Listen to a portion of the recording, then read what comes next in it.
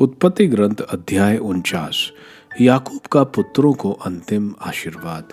तब याकूब ने अपने पुत्रों को बुलाकर कहा, एकत्रित हो जाओ, मैं तुम लोगों को बताऊंगा कि भविष्य में तुम पर क्या बीतेगी। याकूब के पुत्रों, एकत्र हो जाओ और सुनो, अपने पिता इज़राइल की बात पर ध्यान दो। रूबन, तुम मेरे पहलौठे हो, मेरा सामर्थ और मेरा परुष के प्रथम फल।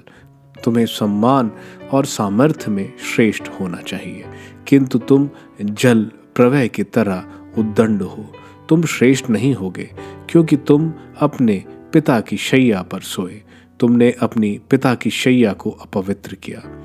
सिमेओन और लेवी सहोदर भाई हैं, उनकी तलवारें हिंसा के शस्त्र हैं।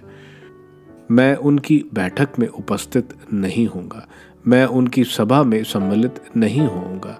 उन्होंने क्रोध में आकर मनुष्यों का वध किया और अपने उन्माद में साड़ों को पंगी बनाया। उनके प्रचंड क्रोध को धिक्कार, उनके उग्र क्रोधामंद को धिक्कार। मैं याकूब के देश में उन्हें बिखेर दूंगा, इज़राइल में उन्हें तितर बितर करूंगा। यहूदा, तुम्हारे भाई तुम्हारी प्रशंसा करेंगे। तुम्हारा हाथ शत्रुओं की गर्दन दबोच देगा और तुम्हारे पिता के पुत्र तुम्हें दंडवत करेंगे। यहूदा युवा सिंह के सदृश है, पुत्र तुम शिकार कर लौटते हो। वह पशुराज सिंह की तरह, सिंहनी की तरह झुक कर बैठा है। उसे उत्तेजित करने का साहस कौन करेगा? राजाधिकार यहूदा के पास से तब तक नहीं जाएगा, राजदंड उसके वंश के पास तब तक रहेगा, जब तक उस पर अधिकार रखने वाला ना आए। सभी राष्ट्र उसकी अधीनता स्वीकार करेंगे। वह अंगूर के पेड़ में अपना गधा बांधेगा। उसकी गद्दी का बछड़ा अंगूर की सुंदर लता में, वह अंगूरी में अपने वस्त्र, अंगूर के रक्त में अपना परिधान धोएंगे। उसकी आंखें अंगूरी से अधिक लाल और उसके दांत दूध से अधिक उज्जवल होंगे। जबूलून समुद्र तट पर बसेगा, जहां जलयान आते जाते रहेंगे। उसके सीमांत सिदोन तक फैलेंगे। इसकार एक बलवान गधा है और दो बाड़ों के बीच लेटता है। जब वह देखेगा कि विश्राम स्थान अच्छा है और देश रमणीय है, तो वह बोझ उठाने के लिए कंधा झुकाएगा और बेगार करना स्वीकार करेगा। डान अपनी प्रजा को न्याय दिलाएगा।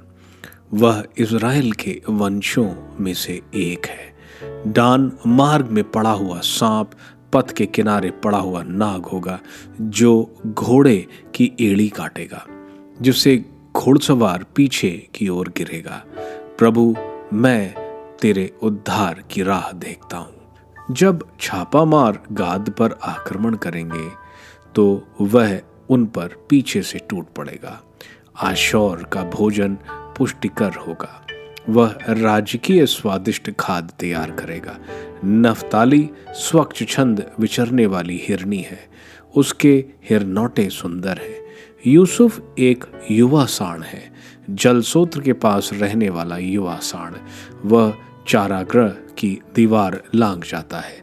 धनुर्धरों ने उस पर उग्र आक्रमण किया, उन्होंने उस पर अत्याचार किया, लेकिन याकूब के सर्वशक्तिमान के सामर्थ्य के कारण इज़राइल की चट्टान और उसके चरवाहे के नाम के कारण यूसुफ का धनुष सुदृढ़ रहा और उसकी सामर्थ्य बुझाएं तत्पर। तुम्हारे पिता का ईश्वर तुम्हारी सहायता करेगा। सर्वशक्तिमान तुम्हें आशीर्वाद प्रदान करेगा। तुम्हें ऊपर के आकाश के वरदान मिलेंगे, नीचे की गहराइयों के वरदान और दूध पूत के वरदान। तुम्हारे पिता के वरदान प्राचीन पर्वतों के वरदानों से और चिरस्थायी पहाड़ियों के वरदानों से श्रेष्ठ है। ये समस्त वरदान यूसुफ के सिर पर ठहरे, उसी के लालट पर, जो अपने भाइयों में प्रभु का कृपा पात्र है। बेन्यामीन एक रक्त पिपासु भेड़िया है। सवेरे वह अपना शिकार भकोचता है और शाम को लुटा हुआ माल बांटता है। यही इज़राइल के 12 कुल हैं और यही उनके पिता के आशीर्वचन हैं। उसने प्रत्येक को उसके योग्य आशीर्वाद दिया। याकूब का देहांत। याकूब ने अपने पुत्र को यह आदेश दिया, मैं शीघ्र ही अपने पितरों में सम्मिलित हो जाऊंगा। मुझे मेरे पूर्वजों के साथ एफ्रम नामक हिती के खेत की गुफा में दफनाओ।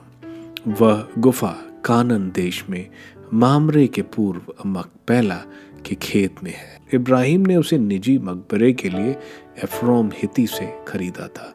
वहाँ इब्राहिम और उसकी पत्नी दफनाए गए। वहाँ इसहाक और उनकी पत्नी रबेका दफनाए गए और वहाँ मैंने लेआ को दफनाया। जब याकूब अपने पुत्रों को अंतिम आदेश दे चुका, तब उसने अपनी शैया पर अपने पैर समेट लिए और अपनी अंतिम सांस लेकर अपने पूर्वजों से जा मिला।